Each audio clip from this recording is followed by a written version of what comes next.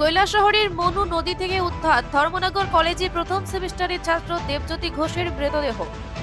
উত্তর জেলার ধর্মনগর কলেজে প্রথম সেমিস্টারের ছাত্র দেবজ্যোতি ঘোষ বয়স 19 এর মৃতদেহ বুধবার দুপুরে কৈলাসহরের মনু নদী থেকে উদ্ধার করা হয়েছে।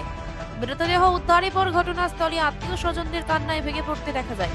পরে ময়না তদন্তের জন্য মৃতদেহ উনকোটি জেলা হাসপাতালে পাঠানো হয়। জানা গেছে, দেবজ্যোতি ঘোষ ধর্মনগরে শিববাড়ি এলাকার বাসিন্দা জহর কুমার ঘোষের একমাত্র ছেলে।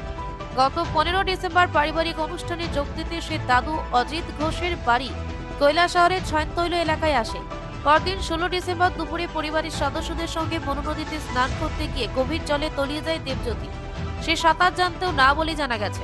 খবর পেয়ে কৈলাসহর থানার পুলিশ, দমকল, সিভিল ডিফেন্স, এসডিআরএফ ও টিএসআর বাহিনী উদ্ধার অভিযান শুরু করে। মঙ্গলবার দিন রাত তল্লাশি চালিয়ে তার সন্ধান মেলেনি।